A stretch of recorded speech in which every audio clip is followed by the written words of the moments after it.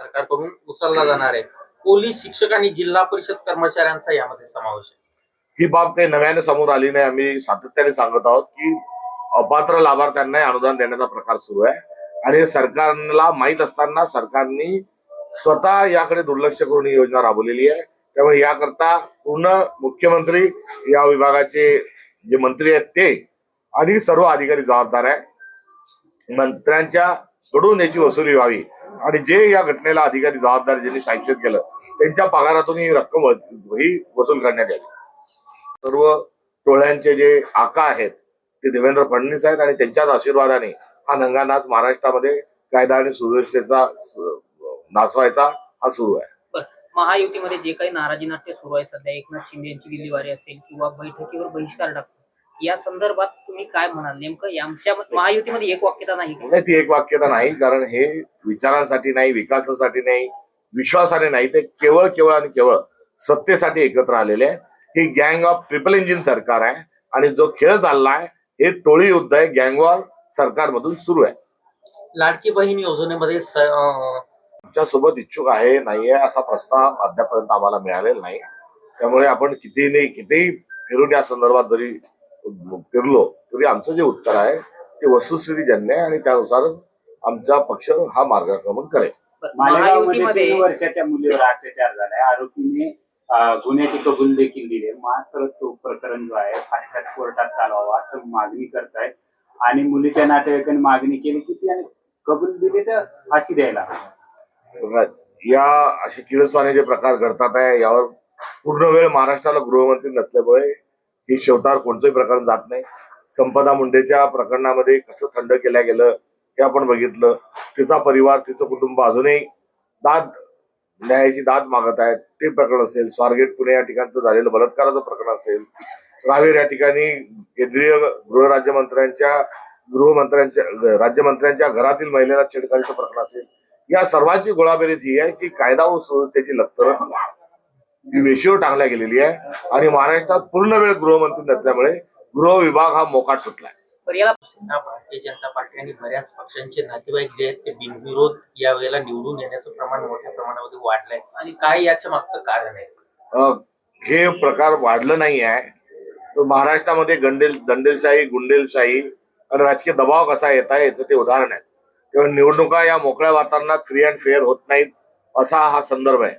एका मुख्यमंत्र्याच्या मामे भावानी जैन बोर्डिंगची जमीन पुण्यातली विकली, तर दुसरा मामे भाऊ पुण्यात राहत असताना मतदार यादीमध्ये चिखलदरा या ठिकाणी नाव नोंदवतो, चिखलदऱ्याला जाऊन अर्ज भरतो आणि त्याच्या विरोधातल्या 7ही लोकांना प्रशासनाकरवी आणि मोठ्या प्रलोभनातून आणि धाक दाखवून त्यांचा काल विड्रॉल केला जातो. हे मुख्यमंत्र्याच्या घरातलं एक प्रकरण आहे.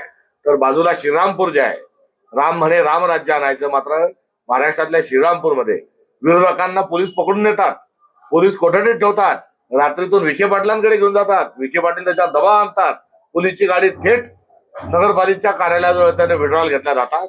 असं आपल्या महाराष्ट्रामध्ये सुरू आहे. तर महाराष्ट्रातली लोकशाही गुंडाळण्याची नांदी या निवडणुकीच्या अनुषंगाने पाहायला येत आहे. गिरीश महाजनांनी त्यांच्या पत्नीचा केलेला अनुभव असेल आणि इतर ठिकाणचे जे अनुभवचं जे राजकारण आहे हे राजकारण नाही, हे दंडेलशाही आहे आणि हे सत्तेच्या माध्यमातून हा नंगानाच घातला जात आहे. साहेब, राजगुरू नागरिकत्व विसरत चाललेलो आहोत आणि भ्रष्टाचार मोठ्या प्रमाणावर जो वाढला, त्या भ्रष्टाचाराचा पैसा आता कसा कुठे केव्हा आणि कशा स्वरूपात वापरला जात आहे त्याचंच एक उदाहरण आहे. ठाकरे बंधू एकत्र आल्यास काँग्रेस त्यांच्यासोबत आघाडी करणार नाही, राज ठाकरेला तुम्ही सोबत घेण्यात इच्छुक तुम्ही सोबत घेणार नाही? राज ठाकरेंच्या संदर्भात आणि मनसेच्या संदर्भात महाराष्ट्रातल्या 300 नगरपालिका आणि नगरपंचायतच्या निवडणुकीत एकाही ठिकाणाहून त्यांच्याशी आघाडीचा प्रस्ताव आम्हाला आलेला नव्हता. इतप्पर महानगरपालिकेच्या अनुषंगानं, मुंबईच्या अनुषंगानं आपण सातत्याने माध्यमातले प्रतिनिधी हा प्रश्न विचारत असताना या संदर्भातील आमचं वारंवारचं जे उत्तर आहे, कृपा करून आपण त्याची नोंद घ्यावी की आघाडी आणि युतीचे सर्व अधिकार आम्ही स्थानिक पातळीवर दिलेले. आमच्या मुंबईच्या कार्यकर्त्यांची आणि नेत्यांची सहभागावर जाण्याची त्यांची भावना, इच्छा आहे. आमचा पक्ष स्वतंत्र आहे आणि आमच्या स्वतंत्र पक्षामध्ये आमच्या पक्षाची ध्येयजवळ सोडण्याचा अधिकार स्वाभाविक स्वरूपात आम्हाला आहे आणि तसाच तो अधिकार शिवसेनेला आहे आणि तो अधिकार त्यांना असल्याचं सुतोवाच हे दस्तूरखुद शिवसेना प्रमुख उद्धव ठाकरे यांनी देखील केलेलं आहे. आता हे पंचांग घेऊन अशा प्रश्नांची उत्तरे दिल्या जात नाही. आम्ही राजकीय पक्ष, वैचारिक लढाई आहे, सत्तेसाठी आम्ही निवडणुका लढत नसून विचारांसाठी लढतोय. त्यामुळे ही विचारांची लढाई आम्ही लढत राहणार. राज ठाकरे आता मुंबईमध्ये पण त्यांना व्हीआयपी ट्रीटमेंट पोलिसांकडून दिली जाते. ती मिळणारच, कारण त्यांचा आका जो आहे, या आकाचं पुण्यामध्ये राजकीय प्रस्थ आहे आणि ते आका करवी या सर्व सुविधा त्यांना पुरवत आहेत. स्वतःच्या मुलाला सोडून घेण्याकरता अजित पवारांनी दिल्लीश्वराकडे जाऊन साकडं घातल्याची या घटनेची सर्व पार्श्वभूमी आहे. नगरपालिका उत्तर आम्ही वारंवार दिलेलं आहे. मला आश्चर्य वाटतं की महाराष्ट्रामध्ये मुंबईची एवढी काळजी ही का घेतल्या जात आहे. म्हणजे ही माझी तक्रार नाही, याचं आश्चर्य आहे. मुंबई महत्वाची आपल्यासाठी आहेच, मात्र इतक्या ठिकाणी निवडणूक आहे.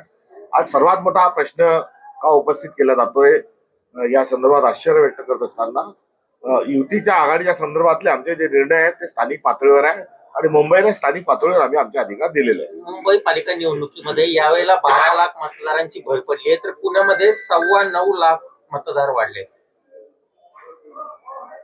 मतचोरी जो मुद्दा आहे यावर निवडणूक आयोगाने चिठ्ठी साधलेली आहे. एका घरात 10x10च्या घरात 200 लोकांनी राहणं, एका बिल्डिंगमध्ये 7,000 मतदारांनी राहणं, असे अनेक प्रकार महाराष्ट्रामध्ये उघड्या डोळ्यांनी पाहण्याचं एक दुर्भाग्य आपल्या सर्वांना लाभलेलं आहे. तर मतचोरी या मुद्द्यावर पारदर्शकतेच्या माध्यमातून कुठे ना कुठे कडक कारवाई ही करणं आवश्यक आहे. मात्र निवडणूक आयोग हे राज्य आणि केंद्र सरकारच्या हातचं बावलं झालेलं आहे. 2 पिटिशन हायकोर्ट, एक हायकोर्टात आणि एक सुप्रीम कोर्टात महाराष्ट्राच्या निवडणूक प्रक्रियेला घेऊन सुरू आहे आणि दोन्ही प्रकरणामध्ये न्यायालयाने ताशेरे महाराष्ट्राच्या निवडणूक आयोगावर ओढलेले आहेत. ही एकंदरीत असणारी आजची परिस्थिती आहे. लोकशाही डुबवण्याच्या अनुषंगानं भारतीय जनता पक्ष वाटचाल करत आहेत, एवढंच या निमित्ताने मी सांगेन. पार्थ पवार यांनी विकास खारगेंना विचारलाय, काँग्रेसची यामध्ये काय भूमिका आहे? ह्या प्रकरणातला करता करविता सर्व जे काही असतील हे अजित पवार आहेत, त्यांचा मुलगा आहे.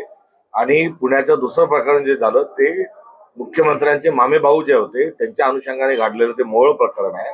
या सगळ्या प्रकरणाच्या पार्श्वभूमीवर आम्ही श्वेतपत्रिका काढावी हेही सांगितलंय आणि पार्थ पवार यांच्यावर कारवाई होणार नाही. त्यांच्या वडिलांना 70,000 कोटीची भीती दाखवल्यावर आणि मुख्यमंत्री देवेंद्र फडणवीस, अजित पवार चक्की पिसिंग असे डायलॉग मारल्यानंतरही आज बेशरम सारखे सत्तेत भागीदार करून घेतात. याचाच अर्थ आहे पार्थ पवार कारवाई यांना करायचीच नाही, करणार नाही, कारण हे बेशरम आहेत. याच प्रकरणामध्ये मला सांगा की यावेळेला भोकरदन नगर परिषदेमध्ये आणि जालना जिल्ह्यातील बरेच ठिकाणी काँग्रेस स्वबळावर लढतीये. काय यावेळेचं नेमकं चित्र राहील? आणि आज तुम्ही प्रचाराचा नारळ फोडलेला आहे. आपल्या सगळ्यांच्या समोर स्थानिक पातळीवरची परिस्थिती आहे. आघाडी आणि युतीच्या संदर्भामध्ये आम्ही स्थानिक पातळीवर सर्व अधिकारी दिलेले होते. जालना जिल्ह्यामध्ये जिल्हा काँग्रेस समिती अध्यक्ष आणि खासदार या दोघांचा असणाऱ्या नैसर्गिक समन्वयाच्या माध्यमातून मित्रपक्षांशी देखील आम्ही चर्चा केली होती. आणि चर्चेचा जो दुवा आणि चर्चेचा धागा आहे तो भारतीय जनता पक्ष यांना कुठल्याही परिस्थितीत थांबवू नये हा महाविकास आघाडी आणि इंडिया अलायन्सचा मूलभूत स्वरूपाचा एक असणारा अजेंडा आहे. मात्र भोकरदन मध्ये तो अजेंडा हा बाजूला ठेवून कुठेतरी काँग्रेस पाडण्याच्या अनुषंगाने या ठिकाणी आघाडी आणि युती झाली नाही अशा संदर्भामध्ये मला माहिती स्थानिक नेतृत्वांनी आम्हाला दिलेली आहे. वास्तविक पाहता ही आघाडी होणं अत्यंत सुलभ आणि आवश्यक होतं, कारण भोकरदन शहरात गेल्या अनेक दिवसांपासून काँग्रेस युनिट आहे. राष्ट्रवादी या ठिकाणी तुलनेने नसल्यामुळे तशा प्रकारची अपेक्षा असणं हे अत्यंत स्वाभाविक होतं. मात्र जालन्याच्या इतर ठिकाणी राष्ट्रवादीच्या स्थानिक नेतृत्वांनी या सर्व प्रयत्नांना साथ घातल्यामुळे अंबडला आमची आघाडी झालेली आहे, परतूरला आमची आघाडी झालेली आहे. फक्त भोकरदन मध्येच असं काय झालं की भोकरदनच्या राष्ट्रवादीला काँग्रेसच्या सोबत युती करण्याची आवश्यकता वाटली नाही. याचा निर्णय जो आहे आता जनता आपल्या पातळीवरून निश्चित स्वरूपात घेईल. आज मराठवाड्यामध्ये भोकरदन या ठिकाणून प्रचाराचं नारळ आम्ही फोडलेलं आहे आणि येणाऱ्या निवडणुकीपर्यंत मोठ्या सभा या सकाळपासून संध्याकाळपर्यंत होत आहेत. मोठ्या प्रमाणात गर्दी ही येत आहे आणि स्थानिक निवडणुकीमध्ये स्थानिक मुद्दे आणि राष्ट्रीय मुद्दे यांची सांगड घालत असताना आम्ही पुढे जात आहोत.